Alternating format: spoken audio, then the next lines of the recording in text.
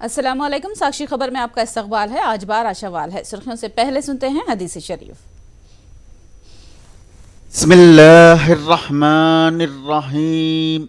नबी करीम सल्लल्लाहु अलैहि वसल्लम का इरशाद मुबारक है, ईमान का मज़ा उसने चखा और ईमान की लज्जत उसे मिली जो अल्लाह ताला को रब, इस्लाम को दीन और मोहम्मद सल्लल्लाहु अलैहि वसल्लम को रसूल मानने पर राज़ी हो जाए।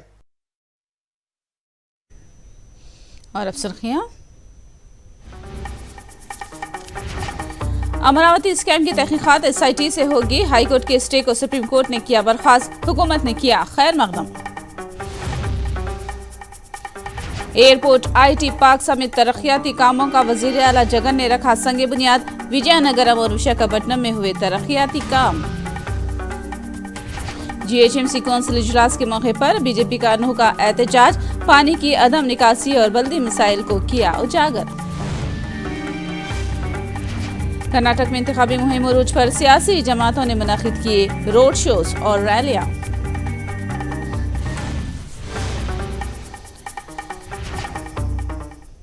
और अब तफसील। वजीर आला जगन मोहन रेड्डी ने आज विजयनगरम में भोगावरम इंटरनेशनल एयरपोर्ट का संग बुनियाद रखा, जिसकी तामीर 2026 तक होने की तवक्को है। भोगावरम इंटरनेशनल एयरपोर्ट 2751 एकड़ अराजी पर मुश्तमिल है। इस बैनुल अक़वामी एयरपोर्ट की तामीर पर पहले मरहले में 4600 करोड़ का खर्च आएगा। वजीर आला जगन ने इसके अलावा चिंतलापल्ली फिश सेंटर और तारकरामा तीर्थ संगम का भी संग बुनियाद रखा। वजीर आला जगन ने इस मौके पर खिताब करते हुए कहा कि इंटरनेशनल एयरपोर्ट की तामीर से विशाखापट्टनम, विजयनगरम और श्रीकाकुलम समेत शुमाली आंध्रा की तरक्की होगी। वजीर आला जगन ने कहा कि भोगावरम एयरपोर्ट की तामीर के लिए साबिक चंद्रबाबू नायडू हुकूमत ने सिर्फ सियासत की थी, मगर मौजूदा हुकूमत ने तमाम रुकावटों को दूर करते हुए शुमाली आंध्रा के अवाम के ख्वाब को पूरा किया है। उन्होंने कहा कि विजयनगरम के प्रोजेक्ट्स के अलावा विजयनगरम का टेक पार्क के क़याम से शुमाली आंध्रा की जामा तरक्की होगी। ఉత్తరాంధ్రకు ఆ పోర్టు మణిహారమైతే నేడు మనం ఇక్కడ భూమి పూజ చేస్తా ఉన్న ఈ అంతర్జాతీయ విమానాశ్రయం ఉత్తరాంధ్రకు కిరీటం కాబోతా ఉంది అని చెప్పడానికి సంతోషపడతా ఉన్నాను। ఈరోజు ఇక్కడ వస్తా ఉన్నది కేవలం ఎయిర్పోర్ట్ మాత్రమే కాదు, విజయనగరం, విశాఖ, శ్రీకాకుళం ఈ మూడింటికి కూడా దాదాపుగా సమాన దూరంలోనే ఈ ఎయిర్పోర్ట్ రాబోతా ఉంది। ఉత్తరాంధ్రకు మొత్తంగా రాష్ట్ర వైభవానికి కేంద్ర బిందువుగా భోగాపురం ఇంటర్నేషనల్ ఎయిర్పోర్టు నిలవబోతా ఉంది అని చెప్పడానికి సంతోషంగా గర్వపడతా ఉన్నాను అని తెలియజేస్తా ఉన్నాను। మీ బిడ్డ నమ్ముకున్నది దేవుడు దయను, మీ చల్లని ఆశీస్సులను మీ బిడ్డ నమ్ముకున్నాడు। అదే ఆ చంద్రబాబు నమ్ముకున్నది ఆ ఎల్లో పత్రికలను, ఎల్లో టీవీలను ఆ చంద్రబాబు నమ్ముకున్నారు। నేను నమ్ముకున్నది ధర్మాన్ని, సత్యాన్ని। అదే వారి పునాది అబద్ధం, మోసం। 4 ఏళ్లుగా ఇంటింటికి మంచి చేస్తున్న ప్రభుత్వం ఒకవైపున ఉంటే 40 ఏళ్లుగా ఏ మంచి చెయ్యని ఈ పెద్ద మనిషి 40 సంవత్సరాల ఇండస్ట్రీ అని అంటూ రాష్ట్ర ప్రజలను దోచుకున్న వారంతా కూడా మరోవైపున ఉన్నారు। ఒకవైపున పేదవాడి ప్రభుత్వం ఒకవైపున ఉంటే మరోవైపున పెత్తందారులకు మద్దతు తెలిపే పార్టీలు, మద్దతు తెలిపే వాళ్ళు మరోవైపున ఉండరు। పేదవాడికి ఇంగ్లీష్ మీడియం చదువులు చెప్పించాలి అని అంటే, చదువులు చెప్పించాలని తపన పడే మనం ఒకవైపున ఉంటే, మీ జగన్ ఒకవైపున ఉంటే, పేదవాడికి ఇంగ్లీష్ చదువులు రాకూడదు అని చెప్పి అడ్డుకునే వాళ్ళంతా కూడా పెత్తందారులు మరోవైపున ఉన్నారు।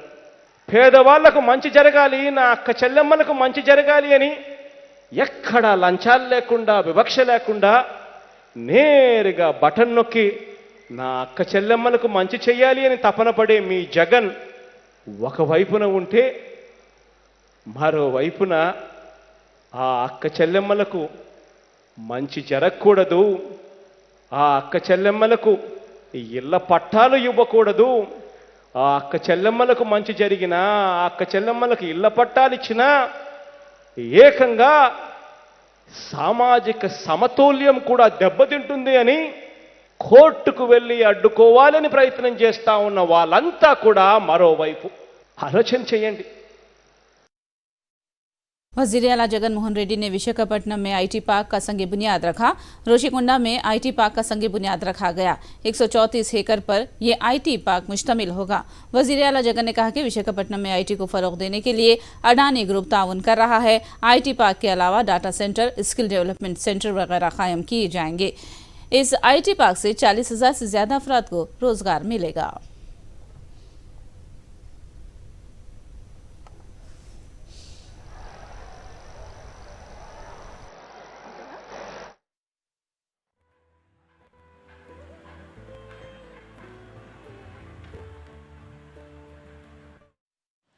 విశాఖపట్నంలో దాదాపుగా 40,000 మందికి ఉపాధి ఈ ఒక్క లొకేషన్ నుంచి వచ్చే ఒక గొప్ప ప్రక్రియకు నాంది పలుకుతుంది. అదాని గ్రూప్ వాళ్ళు దాదాపుగా 22,000 కోట్ల రూపాయలు పెట్టుబడి కూడా పెట్టి ఇక్కడ విశాఖపట్నంలో తమ వంతు విశాఖపట్నంలో ఐటీని డెవలప్ చేసే దానికోసం గట్టిగా గొప్పగా ప్రోత్సహిస్తూ ఉన్నారు. దీనికి అదాని గ్రూప్ వాళ్లకు మనస్ఫూర్తిగా నా కృతజ్ఞతలు కూడా తెలుపుకుంటా ఉన్నాను. ఇక్కడ దాదాపుగా 190 ఎకరాల భూమి వీళ్ళకి అలాట్ చేయడం జరిగింది. ఈ 190 ఎకరాల ఈ భూమిలో డేటా సెంటరు, ఐటీ బిజినెస్ పార్కులు, స్కిల్ డెవలప్మెంట్ ఫెసిలిటీలు, రిక్రియేషన్ సెంటర్లు ఇవన్నీ కూడా రావడం మొదలు పెడతాయి. ఇదంతా కూడా మరో 7 సంవత్సరాలలో పూర్తి చేసి 22,000 కోట్ల రూపాయల పెట్టుబడులు ఇక్కడికి వచ్చేట్టుగా చేసి దాదాపుగా 40,000 మందికి మరో 7 సంవత్సరాల్లో ఉద్యోగాలు లభ్యమవుతాయి. స్టాగర్డ్గా ఫేస్ వైస్గా జరుగుతాయి. ఈ ప్రక్రియ అంతా పూర్తయ్యేసరికి 7 సంవత్సరాలు పడుతుంది. బట్ 7 సంవత్సరాలలో 22,000 కోట్ల రూపాయల పెట్టుబడి, 40,000 మందికి ఇక్కడే ఉద్యోగాలు, ఇవన్నీ కూడా సాధ్యమయ్యే ఒక గొప్ప ఫౌండేషన్ స్టోన్ ఈరోజు దేవుడి దయతో ఈరోజు ఇక్కడ చేయగలుగుతా ఉన్నాం. अमरावती अराजी स्कैम की तहकीकात के सिलसिले में आंध्र प्रदेश हुकूमत को सुप्रीम कोर्ट से राहत मिली है। सुप्रीम कोर्ट ने हाई कोर्ट की स्टे को बर्खास्त करते हुए एसआईटी की तहकीकात को जारी रखने के लिए हरी झंडी दिखा दी है। अमरावती अराजी स्कैम की तहकीकात पर हाई कोर्ट ने जो स्टे जारी किया था उसे सुप्रीम कोर्ट ने बर्खास्त कर दिया है। चंद्रबाबू नायडू दौरे हुकूमत में अमरावती अराजी स्कैम में जो बेकायदगियां हुई थी उसकी तहकीकात के लिए मौजूदा रियासती हुकूमत ने एसआईटी तश्कील दी थी। अब सुप्रीम कोर्ट के फैसले के बाद अमरावती स्कैम की तहकीकात जारी रहेगी।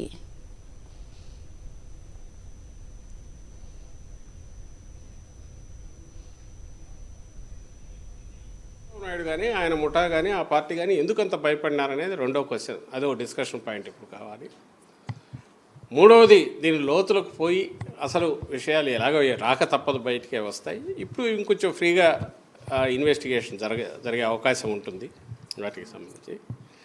ముఖ్యంగా ఇది తీసి ప్రజల ముందు పెట్టేటప్పుడు దేశంలోనే అతిపెద్ద ల్యాండ్ స్కామ్, భూమికి సంబంధించిన స్కామ్ ఏదన్నా ఉందంటే ఇక్కడ సిఆర్డిఏ అమరావతి ప్రాంతంలో జరిగినది అనేది పూర్తిగా ఎక్స్పోజ్. మేమేదో ఉపన్యాసాలు ఇవ్వడం కాదు, లేదా వాదన కోసం చెప్తున్నది కాదు, అది నిజం ఉంది అనేది ప్రూవ్ చేయడానికి పూర్తిగా దారి సుగమమైందని భావిస్తున్నాం. नारा लोकेश के दलित मुखालिफ रिमार्क के खिलाफ एहतजाज हो रहा है। कर्नूल के कोडुमुरो असेंबली हलके में भी एहतजाज हुआ।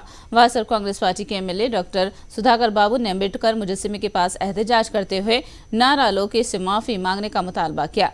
तेलुगु देशम लीडर नारा लोकेश ने हाल ही में दलितों के खिलाफ तौहीन आमेज रिमार्क किया था, जिसके खिलाफ एहतजाज हो रहा है।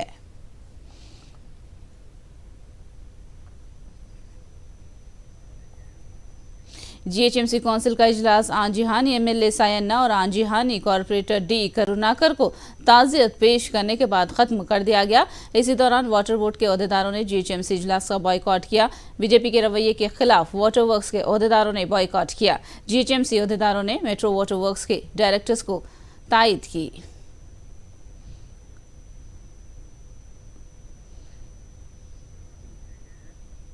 जीएचएमसी काउंसिल इजलास के मौके पर बीजेपी कॉर्पोरेटरों ने अलामती एहतजाज किया है। नशीब इलाकों में बारिश के पानी की अदम निकासी और नालों और गढ़ों में होने वाली अमवात को उजागर करने के लिए बीजेपी कॉर्पोरेटरों ने अनोखा एहतजाज दर्ज करवाया। लाइफ जैकेट पहनते हुए बीजेपी कॉर्पोरेटर्स ने बल्दी मसाइल की तरफ तवज्जो दिलवाई। వర్షంలో తడిస్తే సర్దియో జ్వరమో వస్తుంది అని చెప్పి గొడుగు పట్టుకొని వెళ్ళేవాళ్ళం. కానీ ఇప్పుడు హైదరాబాద్ నగరంలో పడుతున్న వర్షాలకి సర్ది జ్వరం కాదు, ప్రాణాలకే హామీ ఉంది. నువ్వు ఇంట్లో నుంచి బయటికి వెళ్తే తిరిగి శవమై వస్తారో ఏమో తెలియని పరిస్థితి ఉంది. కాబట్టి జీహెచ్ఎంసీ ఎవ్వరూ పట్టించుకోవట్లేదు. నువ్వు కౌన్సిల్ మీట్కి వెళ్తున్నావు, నీ అంతలో నువ్వు జాగ్రత్తగా ఉండాలమ్మా అని చెప్పి ఈ లైఫ్ జాకెట్, ట్యూబ్, ఈ ఎక్స్టింగ్విషర్ ఇచ్చి నాకు పంపించారు. దాంతో పాటుగా ఒక కుటుంబ సభ్యులుగా కాలనీ వాళ్ళు, బస్తీ వాళ్ళు, సరూర్ నగర్ డివిజన్ వాళ్ళందరూ కూడా ఏం చెప్పారంటే, మా తరఫున మున్సిపల్ శాఖ మంత్రి కేటీఆర్ గారికి అలాగే గద్వాల్ విజయలక్ష్మి గారికి కూడా చెప్పండి, మీరు మంచి చేయకపోతే నాలాలలో పడి మనుషులు చనిపోతారు. కాబట్టి ఈ సేఫ్టీ కిట్ అన్న ఇంటింటికి మీరు ఉచితంగా ఇవ్వండి అని ఒకసారి విజ్ఞప్తి చేయమని చెప్పారు. అందుకని ఈ రోజు ఇలా రావడం జరిగింది. मजलिस के सदर असदुद्दीन अवैसी ने हुबली में मीडिया से बात करते हुए कांग्रेस और बीजेपी को तनकीद का निशाना बनाया। उन्होंने कहा कि कर्नाटक में मुस्लिम रिजर्वेशन को बर्खास्त करके दस्तूरी और कानूनी एतबार से गलत काम किया गया है। बजरंग दल पर पाबंदी और मुस्लिम रिजर्वेशन की बहाली के कांग्रेस के वादों के ताल्लुक से अवैसी ने कहा कि कांग्रेस वादों पर अमल नहीं करती। के लिहाज से हम फैसला लेते, हम किसी को जिताने हराने के लिए इलेक्शन नहीं लड़ते, हम अपने आप को जीतने के लिए इलेक्शन लड़ते हैं। तो ये आर्गुमेंट ही गलत है उनका, ये बोलने का। जेल में है 90% उन लोगों का इन्वॉल्वमेंट नहीं है, उन लोगों का। उनको अगर आप एंटी सोशल बोल रहे हैं तो मैं चैलेंज कर रहा हूं कांग्रेस पार्टी को, हुबली ईस्ट में आप खत्म भी नहीं रखना। आपको उनको थोड़ा ख्याल होना चाहिए कि 90% लोग इनोसेंट है, 1 साल से जेल में है। यूएपीए उनके ऊपर लगा दिया गया है। पूरा वकील का इंतजाम सबसे पहले मेरे तरफ से हुआ। तो अगर ऐसा बोल रहे हो उन्होंने, तो इससे इनका असली चेहरा सामने आ रहा हुबली के आवाम के सामने, उन्हें देख लेना इन लोगों से। आप रिलीजियस कन्वर्जन के खिलाफ कानून बनाते, अब वो क्यों यूनिफॉर्म सिविल कोड से कैसा रहता ताल्लुक उसका? मैं क्या गोश्त खाना नहीं खाना तुम कानून बनाते, यूनिफॉर्म सिविल कोड से क्या लेने देना उसको? आप आपकी सरकार गोवा में है, बीजेपी की गवर्नमेंट गोवा में है, तो गोवा में वहाँ पर एक रूल है, लॉ है कि अगर कोई हिंदू कपल को 25 साल और 30 साल के दरमियान में उनको बेटा नहीं हुआ, सन नहीं हुआ, तो दे कैन दूसरी शादी कर सकते, सेकंड मैरिज। वहाँ चेंज करो ना तुम लॉ को, खाली बस यूनिफॉर्म सिविल कोड से पहले आर्टिकल 29 कॉन्स्टिट्यूशन में एक फंडामेंटल राइट है, और वो राइट टू कल्चर का राइट है, अनफिटर्ड है, उसको कोई रोक नहीं सकता। तो मेरे को मेरे कल्चर का प्रोटेक्शन का राइट हासिल है। कांग्रेस लीडर प्रियंका गांधी ने वजीर आजम मोदी और बीजेपी को चैलेंज किया है कि वो इलेक्शन अवामी मसाइल पर लड़कर बताएं। प्रियंका मांड्या में इंतखाबी जलसे से खिताब कर रही थी। उन्होंने कहा कि कर्नाटक की बीजेपी हुकूमत की पॉलिसियों से कर्नाटक की अवाम आजिज आ चुके हैं और अगले इलेक्शन में बीजेपी का हारना तय है। उनके प्रधानमंत्री, उनके तमाम मंत्री और उनके सारे नेताओं को चुनौती देती हूँ, एक चुनाव किसी भी प्रदेश में, एक चुनाव वो जनता के मुद्दों पर लड़के दिखाएं। एक ऐसा चुनाव लड़ें जिसमें ना वो अतीत की बातें करें, ना वो जनता को लड़ाने की बातें करें, ना वो ऐसी बातें करें जिससे जनता के लिए कोई समस्या नहीं है। जनता की जो समस्याएं हैं वो है महंगाई, गरीबी, बेरोजगारी, हर रोज सुबह उठकर ये न जानना कि अगला दिन कैसे आएगा, ये है समस्याएं। कर्नाटका में इन्होंने सरकार चलाई। आई है 3.5 सालों से, मुंह दिखाने लायक नहीं है आपके सामने बोल नहीं सकते। वज़ीर-ए-आज़म मोदी ने कर्नाटक के उडुपी में बीजेपी के उम्मीदवार की तायद में जलसे से खिताब किया और रोड शो में हिस्सा लिया। मोदी ने कांग्रेस पर तनकीद करते हुए बीजेपी हुकूमत की तारीफ की।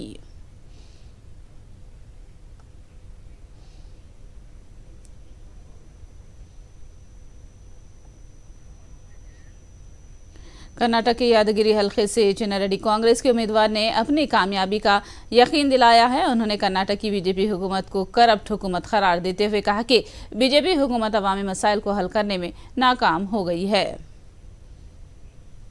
ये हवा हमारा कर्नाटक में सुनामी की तरह फैल रहा है और कांग्रेस पार्टी का लोग बहुत इंटरेस्ट से चुनाव का रास्ता देख रहे हैं। क्यों बोले तो इधर बीजेपी का भ्रष्ट सरकार और 40% सरकार बोल के और काम कुछ भी नहीं हुआ, डेवलपमेंट्स कुछ भी नहीं हुआ। पूरा पब्लिक और पूरा विलेजेस लोग उसको पसंद नहीं कर रहे और कांग्रेस पार्टी को बहुत चाहते हैं।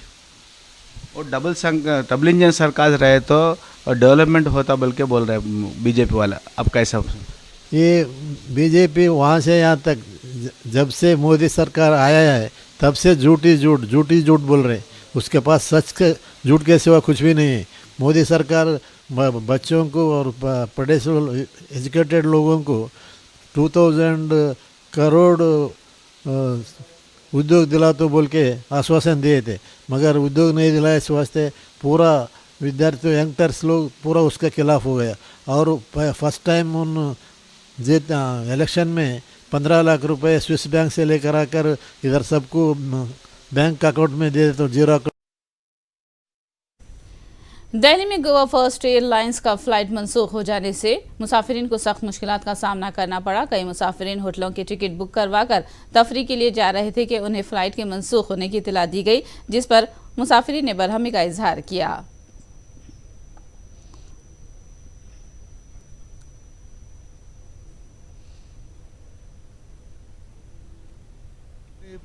पूरा मुश्किल से एक हॉलीडे प्लान किया था लेह के लिए विद फैमिली और सारे टिकट्स बुक कर लिए थे, होटल्स बुक कर लिए थे। आज वेडनेसडे 3 मई से लेके 8 मई तक के लिए जाने की फ़्लाइट हमारी गो एयर के साथ थी और आने की फ़्लाइट हमारी स्पाइस जेट के साथ थी। अभी ये हाइट इसमें ये है कि 3 को जब हम जा रहे हैं तो गो एयर कह रहा है कि मेरी फ़्लाइट चल नहीं रही है और आपको अगर लेना है तो आप पूरा रिफंड ले लो, we don't care. MakeMyTrip कह रहा है कि मेरी साइट चल नहीं रही। खातून पहलवानों के जिनसी हरासानी के इल्जामात का सामना करने वाले रेसलिंग फेडरेशन ऑफ इंडिया के सदर बृजभूषण सिंह ने कहा है कि अगर वजीर आजम और बीजेपी कहती है तो वो इस्तीफा देने तैयार है। उन्होंने कहा कि जब सुप्रीम कोर्ट ने FIR दर्ज करने की हिदायत दी है तो रेसलर्स को एहतजाज खत्म कर देना चाहिए था। इसी दौरान रेसलरों ने जंतर मंतर पर अपने एहतजाज को जारी रखा है। क्या मदद कर सकते हैं? जैसे उन्होंने पहली बार जो भी मांग रखी उस पर सरकार ने उनकी मांग मानी, 2 कमेटियां बनी। उनके कहने पर एक उन्हीं का आदमी उस जांच कमेटी में शामिल किया गया।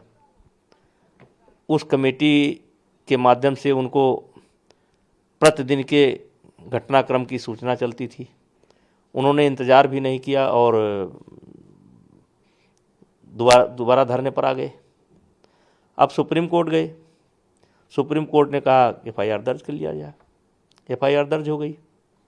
दिल्ली पुलिस जांच कर रही है तो जांच की प्रतीक्षा करनी चाहिए।